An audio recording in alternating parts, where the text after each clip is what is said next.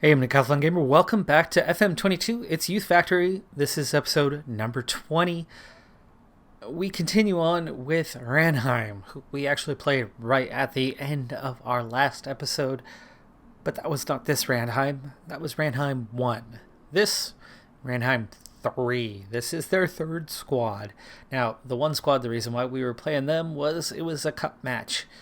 And it was the run that ended our cup run, as we lost 3-1 and probably weren't even playing their best players, and they beat us pretty handily. I mean, it easily could have been more XG wise. Technically should have been less, but they had a lot of chances. They had a lot of shots. They just were kind of snatching at him, and maybe that's a young backup who doesn't have a lot of experience. For us today, the one worry I have is that Stensby Jakobsen is in as striker, but he's played a lot of seasons for us, and he played relatively well, so maybe it won't be a big deal, but that's because we have a couple players on international duty. Sabani Ostby with a chance. Oh, he takes it outside. Nice ball across, and that nearly became something, and that crossed the line, but not over the goal line. It was for a corner kick, as he was beyond the post. Well, anyway, Ace Rod and Sabani both on international duty for under 23 sides. Otherwise, here we are with the regular squad in place against the league leaders at our level, as Lovas gets a chance. So far, early on in this one, we are all over them. Now, our position in the league has been, well, mixed. We're definitely getting mixed results. We've already had more losses than we've had in any season besides the club's first. Nice interception there, and Fawoli finally finds the forward pass. There's a nice forward pass. Lavas. Oh, I thought he was going to take the overlapping Norheim Cham there for the easy chance at close range, but he didn't. He took the shot himself. Offside. Free kick, dangerous position, and there's a goal for Lovas. His 8th of the season. We lead 1-0. Here through 14 minutes. We have been all over the league leaders. That ball, excellent one. Oh my gosh. But my most memorable goal in all my years was exactly one of those.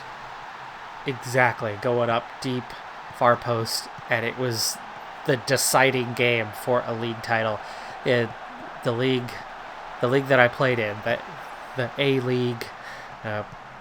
Two-tiered league that I was playing in. That club in its history has 2 total titles, and we were second place. Oh wow, that deflection goes off the outside of the post and then gets cleared out for the corner kick. So very nearly an own goal and in, as we almost get another one on the corner itself. We've had 7 shots already. Anyway, the team that was like 2 or 3 time defending league champions and looked favorite again. They were, I think, 1 point ahead of us late in the season. It wasn't the last game, but both teams were winning regularly, and we ended up beating them 2-1. It was 1-1, probably 80 minutes in, and I went up and got one of those goals in off a corner kick. Oh, nice tackle from Osby. And we ended up winning 2-1, so it was, the winning goal, and gave us a 2-point advantage in the league that we held on to, both teams winning the last couple matches to keep the same spread at the end of the season. So that was awesome. But yeah, I'll never forget that moment. Anyway, Kelsey lays it off for Fawoli here. Bergam, great first half, but can we keep it up in the second half? It's been all us so far, but you figure they're going to change tactics to try to do something. Lavas, nice through ball, and he chips the keeper, and it's 2! It's 2 before half. Yes, what a goal from Lavas. What a fantastic given goal with Bergam. Did not see that coming, as he's clearly, laying that off for Bergam, and that is just pure pace. That's pure brilliance. Terrible defending by number 4 there, as he's got clearly 3 feet on us. He's got a yard minimum advantage there, and then loses us by a full yard within that short period. Christopher Al, unfortunately, down with an injury, potential foot injury here in the 40th minute. Hopefully nothing serious foot injuries, unless it's full-on broken. Tend to be shorter on the return. 7.7 rating for him. That's going to hurt. He actually has the second highest rating out on the pitch right now. Of course, as weak as Astencio is, he continues to produce. The AI always choosing him. Lavas again beating on pace fully with the volley, and it's much too high. Halftime. Looking like we could be getting one over on the league leaders here. We played well against the senior team. Sort of. We played okay against the senior team.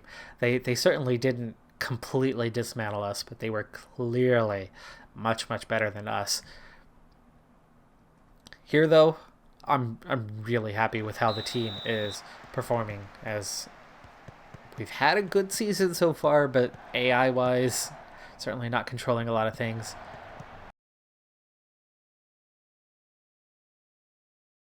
Astencio recovers that ball well. Fawoli finds Osby. Long ball to no one in particular. Nice ball over the top. Lavas might have been offside though. We'll see. No flag at this point. No flag period. Goal kick. Shot was wide. XG 1.4. Already an hour played. Calzi not having his best day and not looking too happy. Let's go ahead and bring on Pena. That's our second sub. We have one remaining and we have 20 minutes to go. They've only mustered 0.16 on the XG, just 3 shots. Really surprised that we have had such a complete performance here. Nice ball inside to Lavas, who sets up Astencio for the easy chance, but he gets no power on it. He just passed that one to the goalkeeper. It was well placed, but Astencio crosses. Norheim Cham drops it off. I'm not sure if the keeper got a piece of that and then Lavas put it in. I'm not sure how we would be considered offside here. We're not offside anyway. And it is off them. Milstein plays it to him. And it's not a deflection. That's just a terrible clearance. We got robbed of a goal. We really got robbed of a goal. That should stand. A, not offside. B, not offside on the second account. That is a clearance from the defense. If the defense gives you the ball in an offside position, it's not offside. It's when you play it to yourself. Oh, Bergam was through, but we don't set him up for it. Astencio was through, but great block from the defender. Gillo struggling a little bit. I think we were offside there on the follow-up. Oh, off the inside of the post, and then a really nice clearance. That one nearly in. How is it their ball? Oh, they called offside in the end. They called offside. I caught that down here. But the offside was on the end product. Having a rough day with the referees here. Jakobsen coming up into play in possession. Sets up Pena there. Astencio was not a good pass, but luckily Pena made a good play. Again, controlling well. Fawoli finds Astencio, and he gets enough. Where is he offside? Is he offside? Oh, he is. Oh, good call. This one, well seen. That was just a little bit outside laces. I mean, it wasn't outside boot, but that was a little bit outside laces. He gets a little bit of reverse spin on that right footer, and that was a fantastic shot. But unlike the previous, this time the correct call. Astencio looking across, takes it to the corner. Probably should have just held it there instead of playing the short ball when the defense clearly had the near side covered. But anyway, in the end, just 4 shots, just a quarter of a goal XG-wise. And we comfortably got our 2. We should have had our 3. The Lovas goal should have stood. But either way, we get 3 points and a complete performance against the league leaders. We closed the gap a little bit. We were 4th. I'm not sure where we're at now. Ranheim still leading in the league. We are up to 3rd place. And something I just noticed is there are games in hand galore. There's a range of 8 matches to 13 matches already played in the league. There is a gap of 5 matches between Usain in now 4th place, just behind us, with 1 match fewer played, so a win for them would put them back up into 3rd. But we have 4 matches in hand on Ranheim. Now, we are not scoring points on an incredible rate. We have 19 points from 9 matches played. We are just above 2 points per match right now. Now, that's good. That is good. Especially when we were picked for avoiding a relegation battle. Meaning we're at a league where suddenly we find ourselves, and we looked last time, we're average. We are a very average side.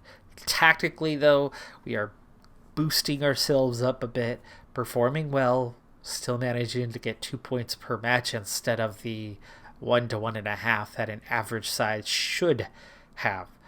We theoretically should be sitting on maybe 13, 14 points, not 19. So tactically, that's given us a bit of a boost. But could we see promotion? Oh, I don't know. Goal differential certainly suggests that. If I manage a few more matches, not let the AI handle it, who bottles it a lot, especially, it sort of makes sense that our assistant manager is very weak. Technically, us as a manager are very weak as well, but that doesn't ring true, that doesn't impact what happens as you personally manage your club and make your tactics. And there's a big difference between you as manager versus the AI interpretation of what is you as a manager. Of course, that does impact training, but we don't see it impact the match day so much. Would actually be kind of cool if it did reflect that. If they found a way down the road. I wouldn't see that as an FM23 edition, but maybe an FM26, FM27 type edition as they continue to push for realism down the road one of these days. I think it would be cool. I think it would be really cool if they found some sort of manner to impact match day based on manager ratings. Because that would be realistic. That would absolutely be realistic. I have coached for many, many years a number of different sports. I've coached this sport a lot. I don't coach it currently. I play it. I had a game last night. First game in a while, coming back from injury. And other than some early ow moments, I was fine once I got the adrenaline pumping and got through the game. And sadly had to... It's indoor. We rotate quickly. Sadly, we lost our goalkeeper partway through, and so our one sub ended up having to play in goal. So I had to play all but about 3 minutes. So 41 out of the 44 minutes played. Made it tiring for the first game back in a while. But we won 4-3. So that was nice. But anyway, I have plenty of real life experience, and I'll give you a basketball example as my boys' basketball season starts tomorrow. Actually, the same day that you're watching this. First day of the season for boys' basketball season. Girls' basketball season wrapped up a few weeks back, right before the Christmas break. But anyway, I've coached alongside a lot of people. I've coached against the same coaches a lot. If you're observant, which I was a scout in the Army, so I'm a person who is very observant. I'm very analytical. If you pay attention, you pick up pretty quickly coaching styles, coaching knowledge. And there's massive differences. And you see it in this game. You have tactical managers. You have training pitch managers. You have managers who are player motivators. You have ones that their strengths lie in various places. For me, I'm a good manager when it comes to training, or a good coach when it comes to training for basketball. But my real strength is making game time adjustments. using timeouts, using quarter breaks to make my side better, to exploit the weaknesses of our opposition. For many, many years, my teams always outperform where they should be relative to the other teams. The quality of the players that I have versus the quality of the other teams, we're constantly playing at a higher level. And the primary reason, I see a lot of development in my players, but the primary reason is recognizing where we are going wrong or where the other team is excelling, and communicating that to my players to make them know what they need to do, know how they need to adjust, and then seeing those results. I don't see those out of all of my players. Some of the players just don't get it or can't, right? Physically, mentally, they're at a certain level. But I see those adjustments in my players. I communicate that, and they understand it, they get it, and they adjust. And for those reasons, my teams always perform at a level higher and better than they should be. One more example for you, and I'll make this brief because we're very much on a tangent now. Girls basketball season. I literally just had the worst season I've had of my entire career. We went without a win, which hurt a lot. And we should have had one, but that was COVID. It was the other reason why that didn't happen, and I'll get to that part in the example soon. For the first time ever, and this again came back to COVID, I had no JV squad. I had varsity only, and only 1 out of 9 players. I only had 9 players on my team. Only one had ever played basketball before. And she was just average, as a club basketball player would go. She's an asset to your team, but wholly relying on her. There was a lot better players in our league who had that same experience level. She was good, but she was very much average amongst them. So she was not some top-notch player, but she was also not a weak, terrible player. Fortunately, she was very coachable, and she knew and understood her role and her teammates' role, and turned out to be a good leader. So it was a good working relationship with that player. So she did quite well. She improved a lot during the season too. So that was good. But the 8 players around her were all beginners, all first-time basketball players, and only a couple of them had ever even played a sport. So we were very much in trouble. I had 7 out of 9 were JV players, but we had no JV squad. We had varsity only, and we had to play everybody else's varsity. All of the other teams had anywhere from 3 to 7 club basketball players with multiple years of experience. We were just, it happens. It's cyclical, but thanks to COVID, our school was in trouble. First couple of games were 40-point blowouts. That was less than 3 weeks into our year. So I hadn't had much time to work with them at that point. By the end of the season, our games were anywhere from 3-point losses to 15-point losses. So we went from 40 to 3 in the same span that the other teams were working with their players. The last game of the season, that one experienced player, COVID protocols, out. We would have won that game by 25 points with that experienced player.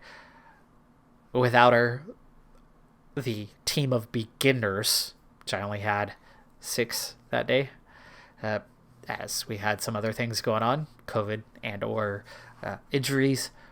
6 players, all first-year players who had only been playing basketball for a couple months against a team of mixed experience and not experience, and they only lost by 3 points.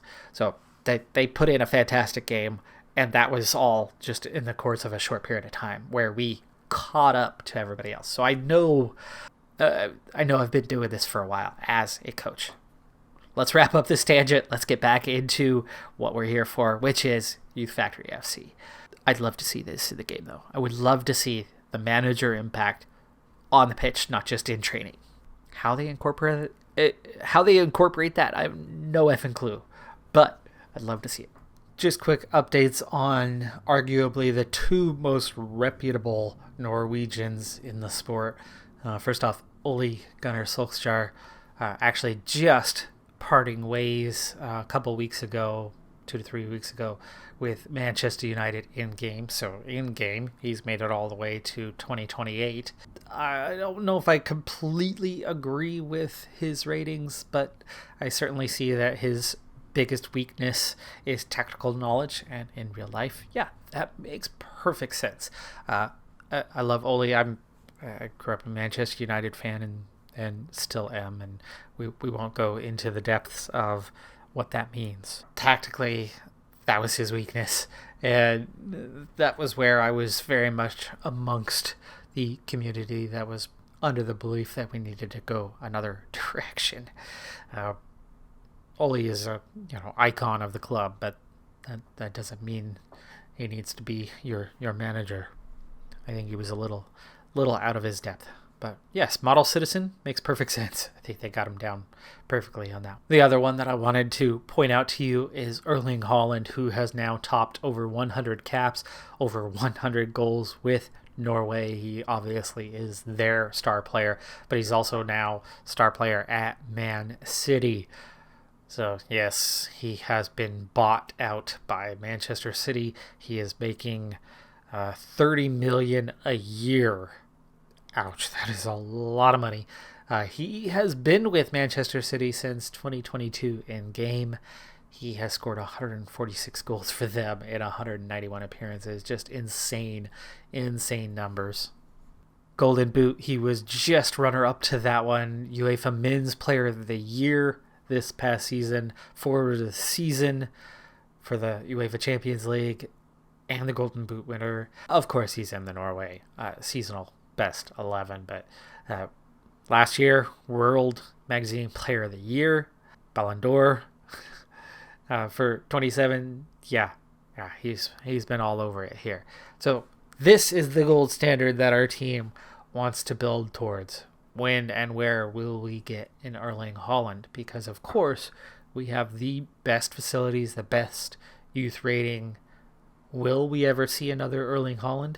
We're the team that would get there, but we're going to have to get to the top tier before we're going to be able to get that sort of player, because team reputation, your club level that you play at, is a huge factor into what players you're getting in your intakes. Now, we're going to get golden generation.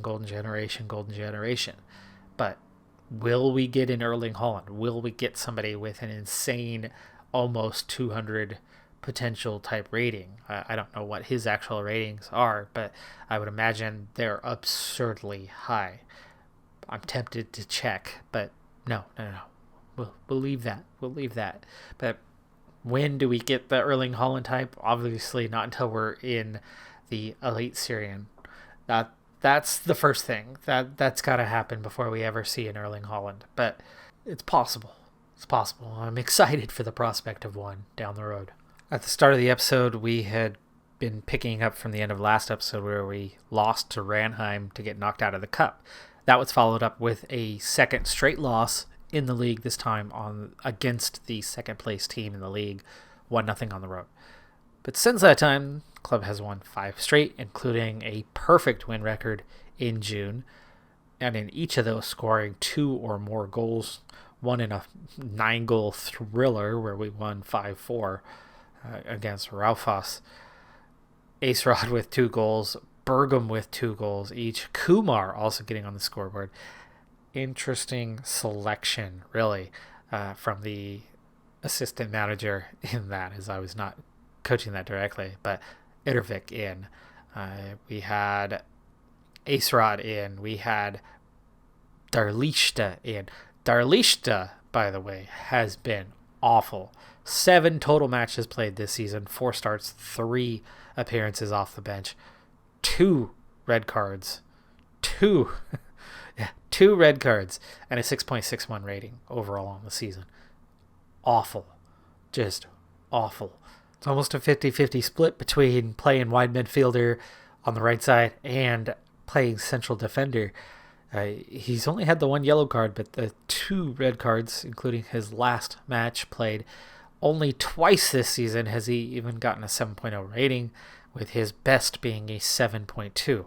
Also noteworthy is that literally every single appearance he has had, which 0 have been under me as manager, it's been under the AI, not once has he gone 90 minutes.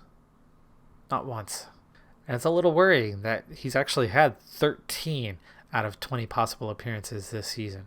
So 2 matches further on, and our run came to an end with a very poor performance. 3-0 that we lost in our last match on the road. One of the better teams, Floy, about 5th or 6th in the league. So that's kind of where we meet our demise, the end of our run.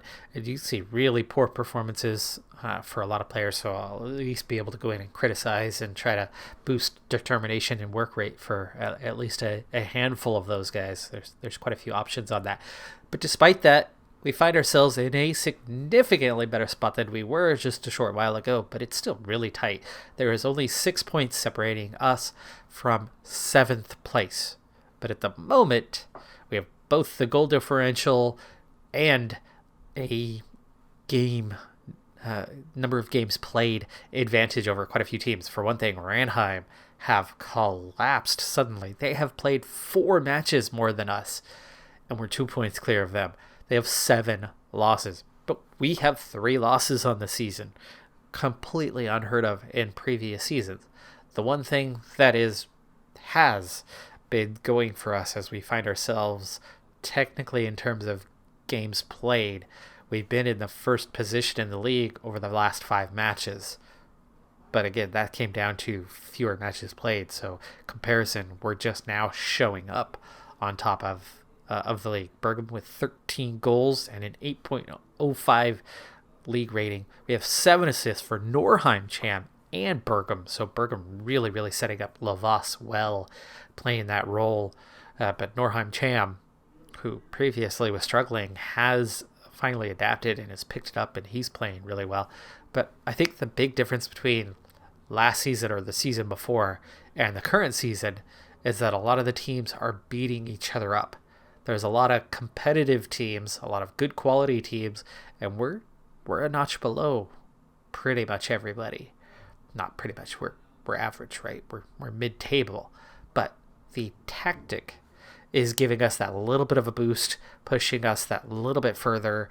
One team beats us and beats us handily. We've had a couple bad losses this season. We are more consistent. And the other teams, while beating up on one another, is giving us a chance. 28 points is not great. This is nothing compared to what we've had last season, season before, or definitely in the seasons where we were getting our big runs. But last season, the season before, we were dealing with one other dominant team who was beating everybody and nobody could compete with. All of a sudden this season, it's half a dozen good teams that are beating up on one another, costing each other points, and we are, at the moment anyway, slipping just ahead. 13 matches is only halfway though. We have another half of a season to play.